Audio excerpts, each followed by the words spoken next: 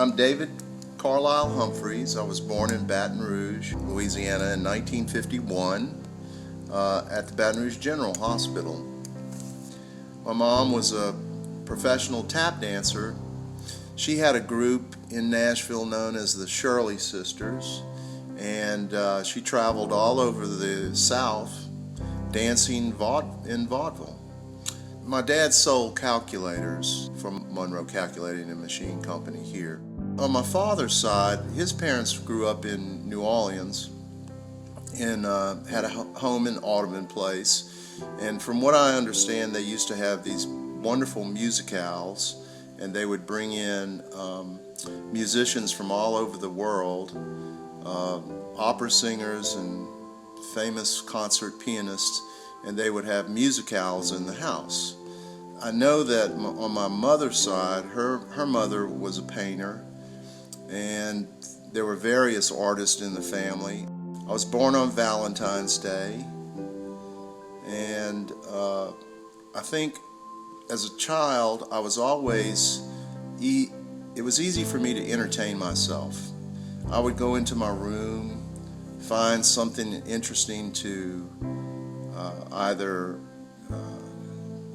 create or draw or paint. My grandmother lived in St. Petersburg, Florida, and she was a painter. She was an artist, painted, and her house was full of art and books, and we'd go visit her in the summers. I remember finding this museum down the street called the Salvador Dali Museum, and I got to go in this museum and see these works of art by Salvador Dali, and I was a little kid, and it was just mind-blowing because it was just so unique and so different. So I look back at that, and if you look around the studio, you see little instances of Salvador Dali in here, melting clocks, and so those kind of things, I'm sure as a child, influence you to explore more about those subject matters. I loved music from the time that I was a little boy, and I guess when I look back on all that, I guess I realized that I really had no option as to what I was going to end up doing with my life. It was going to be something in the creative field. When I was in the first grade, I think that's when I realized how shy I was, which I really didn't know that I was. But we were jump roping. We had two little kids pulling the rope, and I had to come up to the front of the room and jump rope. And it made me so nervous to be center of attention that I started crying. And it was very painful. Looking back, I think my mom might have thought about that and tried to figure out a way to help me with my shyness. And so she would make costumes for me in the first grade. So every year the elementary school would have these wonderful Halloween parties, and they would have a costume contest. So one year I was the devil, one year I was the bunny. I think from that I really enjoyed the process of you were in a costume, but you could still interact with people. So it was kind of a barrier or barricade, to sort of a buffer to allow you to be interacting with people through your shyness. My father loved Dixieland music. I grew up with all kinds of music. We had friends in New Orleans that came in to visit, and their family was similar to the Von Trapp family. They all played instruments, they all sang, they were all very talented, and so we would have almost like a musicale in the house. They'd play songs, we'd sing along, then they would ask us to sing songs. I didn't have the ability to really delve into music at that point, but I remember someone inviting me to go to Teen Town, And that was a turning point for me, because all those people in theater were my people. And I think that's the other thing you realize, is that you're not that, you grow up thinking you march to a different drummer, which I always did. I always knew that I was, different in that respect, that not all kids had this interest in art or interested in all the things that I was interested in. So finding a group of kids that had that same, drive to perform and create and be on stage was just eye-opening. So little theater, teen town, and just the band of thespians was a great thing. And then I had a little prior experience in junior high at that point, and so that was a wonderful experience as well. My mother was a very creative, crafty person, and always doing something. And I guess that would have been an important thing in my life, was that my mother would take on challenges. If we needed, at one point she wanted to build a barbecue pit out of bricks. So here's my mother out in the yard with masonry and bricks building a barbecue pit. So I saw all this growing up. My mother was an influence in my creative abilities. My dad was more a gentler soul, and more, I would consider, in my case, my mom was more of the dominant factor in my childhood. Although my father played a good role in it, and he was there, it was, he was busy working, he was on the road a lot, so we didn't see him as much. He died at 62, so I was probably in my 20s, somewhere in there.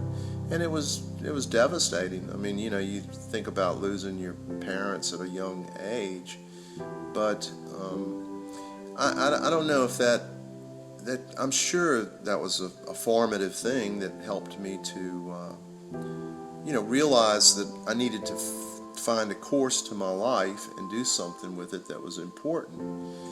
Judy, my sister, she doesn't remember this, but she gave me my first 33 1/3 album, which was Meet the Beatles. So here we were in the 60s, the early 60s, the first album by the Beatles, and it just really inspired me and influenced me. And at that point I received a guitar for Christmas, and I started to learn guitar, and we initially formed a little band in the neighborhood. I learned percussion instruments. I sang in choir, sang at school, and eventually became somewhat of a lead singer, simply because I couldn't play guitar. So from little bands, over the years I continued to perform. Going into high school, there was a band that needed a lead singer, the band called the Love Express, and we performed all over the South in various stages of groups, 5-piece, 3-piece, 7-piece, for almost 12 years. In conjunction with being a singer, because most singers at that level can't survive off of the money that they make from being a singer, my parents suggested that I go into industrial art, and they would pay for me to go to LSU and take a course in industrial art. And I wanted to go into commercial art because I felt that I was more artistic and that I could do more with a commercial degree than I could with an industrial degree. But they were concerned, I think at that point, that I wouldn't be able to make a living as a commercial artist, and so they figured I could be a pipe designer. And at that point, I really had no option, so I agreed and went to LSU for 2 years and got a degree as a pipe designer and worked for industry a number of years. Um, I hated it, actually. It was not my field. It was very technical and very non-creative as far as I was concerned, but it was a nice job and it paid well. But one day, the lack of jobs, the slowdown in the industry, I was let go. And actually, it was probably the most liberating day that I've ever had. So I went home, and I remember that I had a little small point-and-shoot camera, and I pulled it out, and I started taking pictures of my dog. I had picked up odd jobs along the way, but then finally had saved up enough money to go back to LSU and took several courses in photography, but ran out of money. So I managed to get a job with a camera store here in Baton Rouge in the warehouse, and I started buying Time Life books, which were based on photography, and that's how I taught myself photography. So I think, looking back on all this, I think I can say that if I was inspired to go after something and be a self-starter. And that was one of the secrets of the fact that, slowly but surely I would get good at this and hopefully be able to make a living doing it and also be able to be creative. Over a number of months, probably a year, I put together a portfolio of enough images. The neighbor across the street was in advertising, and he happened to see one of my pictures of a violin, and he said, "Hey, we can sell that." And I said, "You mean really? Somebody will pay me?" He said, "Yep." He said, "I know exactly where to take it."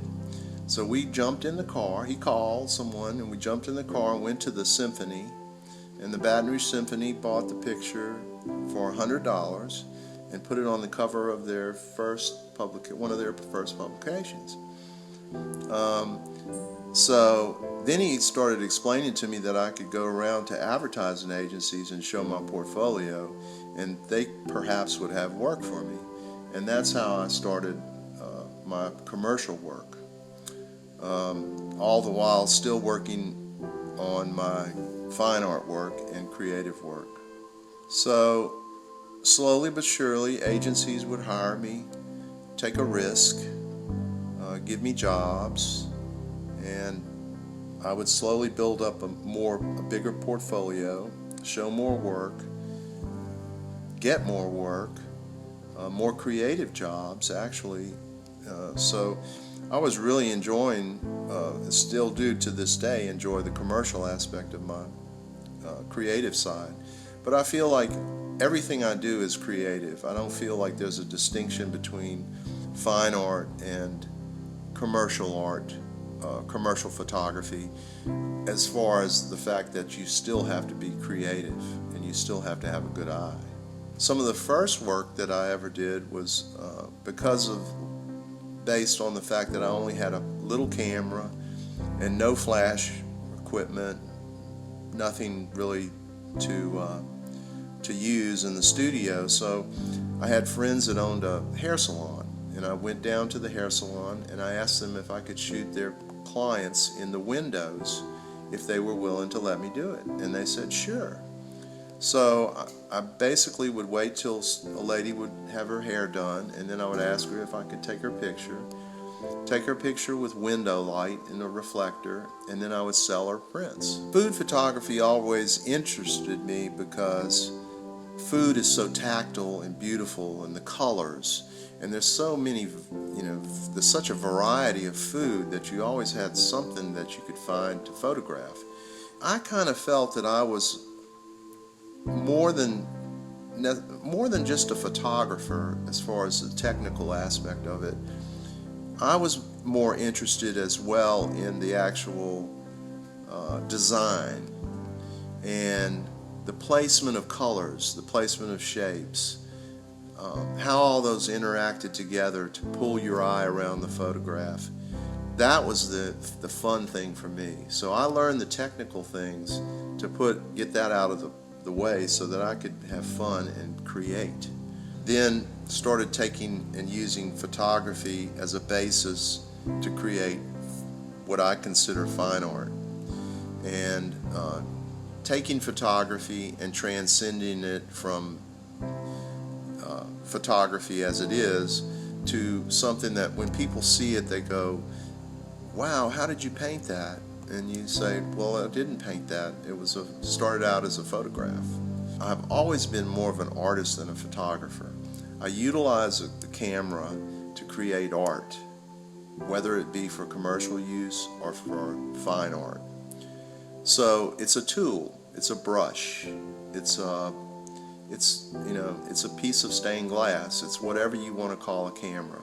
The camera is the vehicle to allow you to get the work that you want to create out. Another aspect of all this is that I wanted some way to create things that made people happy and that they enjoyed.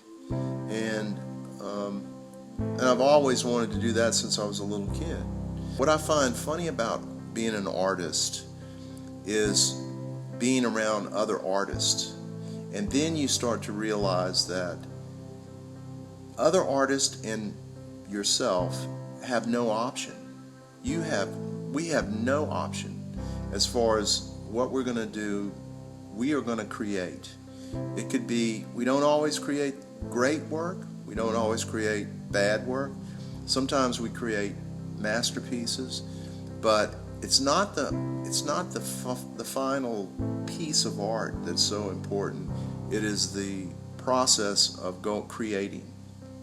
And so it's almost like you don't think of yourself as being special, so to speak, because it comes just naturally.